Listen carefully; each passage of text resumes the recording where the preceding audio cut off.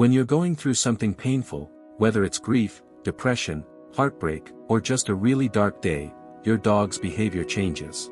Most people think it's coincidence. Your dog just happens to be extra clingy that week. They just happen to be more affectionate when you're struggling. But here's what most owners never stop to think about. Your dog isn't guessing that you're hurting. They know. They actually know. There's something happening on a chemical level, a neurological level, a level so deep that your dog can read your pain like a language they've always known how to speak. And there are specific signs that prove it. By the end of this video, you're going to see your dog's behavior in a completely different light, and you might just cry. Have you ever noticed that when you're having a bad day, your dog suddenly becomes your shadow? They follow you from room to room. They sit closer to you than usual. They might even press their body directly against your leg or your side, not in an excited way, but in a grounded, steady way. Most owners think their dog is just being needy or clingy during these times. But here's what's actually happening. Your dog isn't being clingy.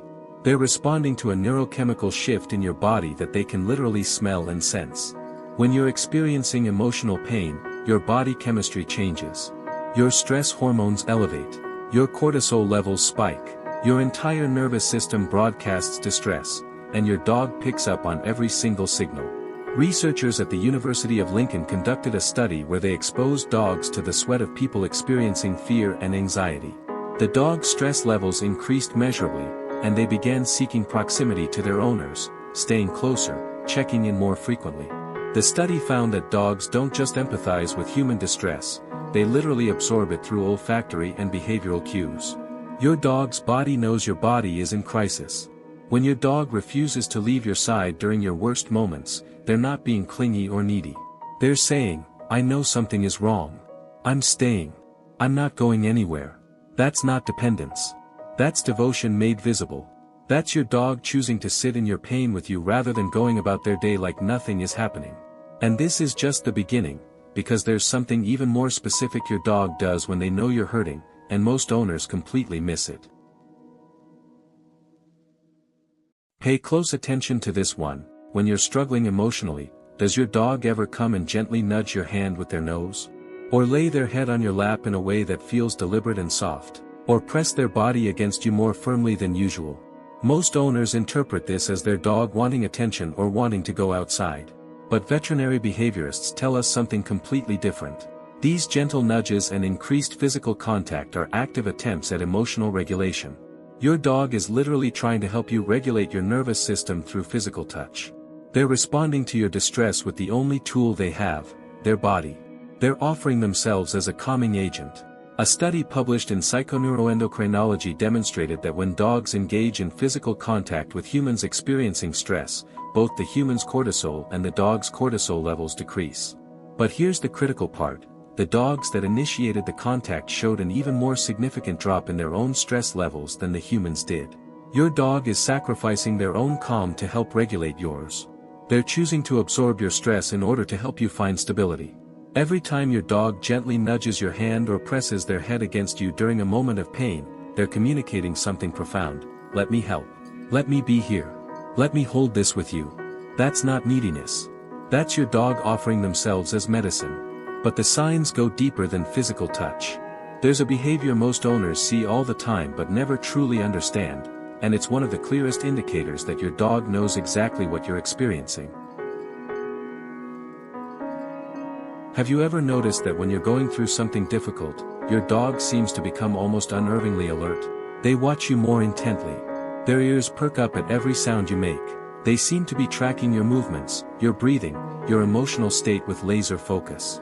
Most people think their dog is just anxious or nervous for some reason they can't explain. But what's actually happening is that your dog has shifted into a heightened state of attunement toward you. They're running constant diagnostics on your emotional state because they've detected that something is wrong. They're monitoring you the way a parent monitors a sick child, with constant, gentle vigilance. Your dog's entire nervous system has recalibrated to prioritize your well-being above everything else. Researchers at Lorand University in Hungary used eye-tracking technology to study how dogs allocate their visual attention. They found that when exposed to stressed humans, dogs' gaze patterns changed dramatically. The dog spent significantly more time looking at human faces and monitoring human body language when the humans were in distress. Your dog isn't just passively sensing your pain, they're actively studying it. They're collecting data. They're trying to understand how to help. When your dog stares at you with that intense, gentle focus during difficult times, they're saying, "I see you. I know something is wrong. I'm not looking away until I understand how to help." That hyper-awareness is love in its purest, most focused form. Your dog has made your well-being their job. And as your dog's attention to you intensifies, something else starts happening, something that might actually make you cry when you realize what it means. This one is subtle, but if you pay attention, you'll see it. When you're really struggling, when you're crying or sitting alone or just radiating sadness, does your dog ever come and do something they don't normally do? Maybe they bring you a toy they never bring you. Maybe they sit in a specific position they only sit in sometimes. Maybe they make soft, gentle sounds. Most owners miss this entirely because it doesn't look like traditional affection. But here's what's actually happening. Your dog is attempting to engage you in activities that they associate with positive emotional states. They're trying to redirect your attention toward things that have previously brought you joy or calm. It's a form of active therapeutic intervention. Your dog is trying to pull you out of the pain by offering connection and engagement. They're using the tools they know to combat human suffering. Studies in companion animal psychology show that dogs suffering from trauma or stress often engage in comfort-seeking behaviors, but what's fascinating is that these behaviors are bidirectional. A study published in Applied Animal Behavior Science found that dogs don't just seek comfort, they actively offer it to humans in distress, and they modify these comfort offerings based on the human's response. Your dog is literally learning, in real time, what helps your specific pain. They're customizing their comfort strategy for you. Every unusual gesture your dog makes during your darkest moments is your dog saying, "I know you hurt. I don't have all the answers. But I'm here. And I'm trying." That's not a dog being weird. That's a dog loving you with the only language they have. But perhaps the most powerful sign, and the one that cuts deepest, is when your dog's behavior shifts in a way that shows they're not just aware you're suffering. They're suffering alongside you. Most owners don't realize this until someone points it out, but think about it. When you're depressed and withdrawn, does your dog also become quieter and more withdrawn? When you're anxious and pacing, does your dog seem to pace along with you?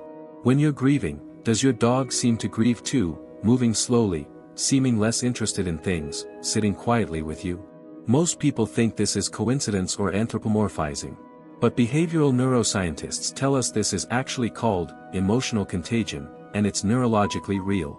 Your dog doesn't just sense your emotional state, they actually absorb it into their own nervous system. They're mirroring you because their brains are literally syncing with yours. Your pain becomes their pain. Not in an empathetic way, but in a neurochemical way. Your dog's brain is literally resonating at the same frequency as yours. Research on mirror neurons in dogs shows that canine brains have similar mirror neuron systems to humans, the same neural networks responsible for empathy and emotional understanding. When you experience sadness, your mirror neurons fire in specific patterns. Your dog's mirror neurons fire in similar patterns just by being near you and observing your state.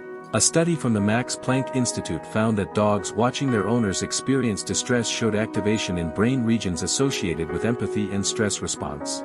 Your dog isn't pretending to understand. They're literally experiencing a neurological echo of what you're going through.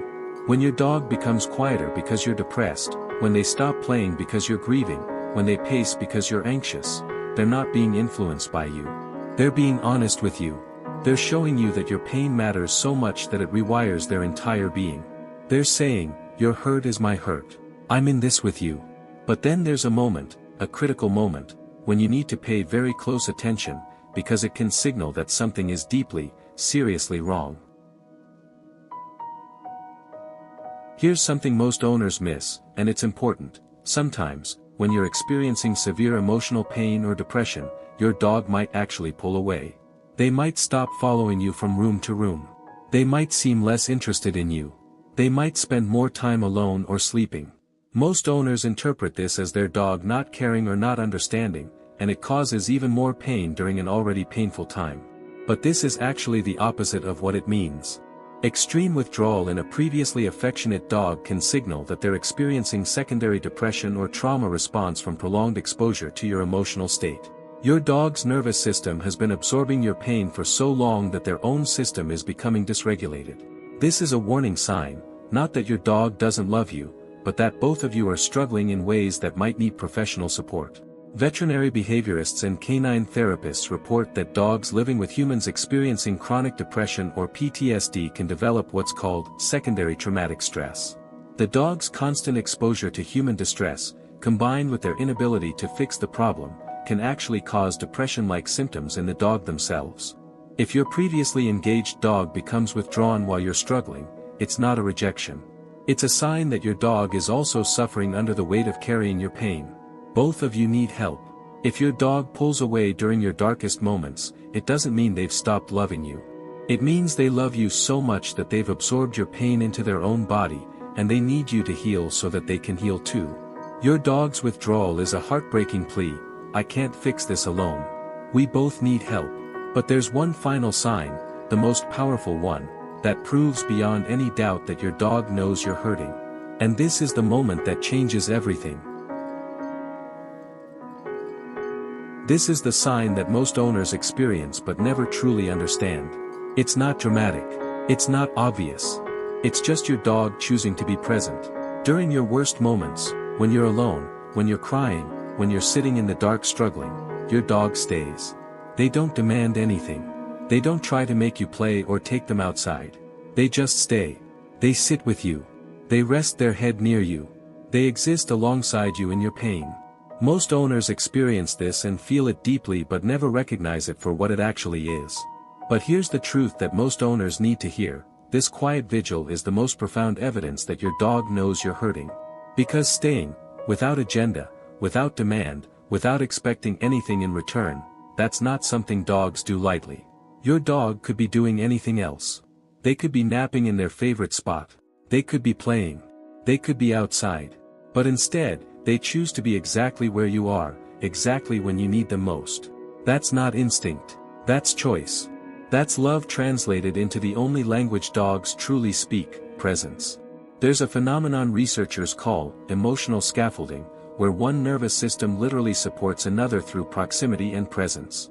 A study published in PLOS One found that dogs who simply remained near stressed humans, without physical interaction, without demanding anything, produced measurable reductions in human cortisol levels. But the profound part, the dog's cortisol also decreased. In other words, your dog isn't sacrificing their own well-being to help you. There's something about the mutual quiet presence that regulates both nervous systems simultaneously. Your dog's choice to stay with you in your pain actually helps your dog too. They're not doing it despite the cost. They're doing it because it's what heals both of you. When your dog sits quietly beside you during your darkest moment, not demanding, not performing, just present, they're saying something that goes beyond words. They're saying, I know you're hurting. I don't know how to fix it. But I'm choosing to hurt less alone so I can be more present for you. I'm choosing you. I'm always choosing you. Even when it's hard. Even when I don't understand. I'm staying. That quiet vigil is the most honest thing your dog will ever do for you. That presence is proof that your dog loves you not because of who you are when you're happy or whole. Your dog loves you because you're you. And that love doesn't diminish when you break. There's something you need to understand about what this all means. Something that changes how you should treat your dog moving forward. All 7 of these signs point to something most dog owners never fully grasp. Your dog's nervous system is literally intertwined with yours. When you suffer, your dog suffers. Not metaphorically. Neurologically. Their brain is processing your pain. Their body is absorbing your stress. Their entire being is committed to helping you find stability. This is why it's so important, so critical, that you recognize when your dog is showing these signs. Because here's what happens when owners don't recognize these signals: the dog keeps giving. The dog keeps absorbing. The dog keeps trying to regulate a human nervous system that's too dysregulated to be helped by a dog's presence alone. And eventually, that dog breaks. That dog develops anxiety, depression, or compulsive behaviors because they've spent so long trying to heal something they never had the tools to heal. Your dog knowing you're hurting is beautiful. It's profound. It's one of the greatest gifts of having a dog. But it also means you have a responsibility. When your dog shows these signs, it's not just your dog telling you they love you. It's your dog telling you that you both need help. And the most loving thing you can do for your dog is to get it. If this video made you see your dog differently, if it made you realize that those moments your dog stayed beside you during your darkest days were proof of something deeper than love, then you understand why we need to protect these bonds. Please like this video. Please subscribe to Pawful Moments. And if you're struggling right now, and your dog is showing you these signs, know that your dog is trying to tell you something. They're saying, I'm here. I see you. And you're not alone. Take care of yourself, for your sake, and for theirs.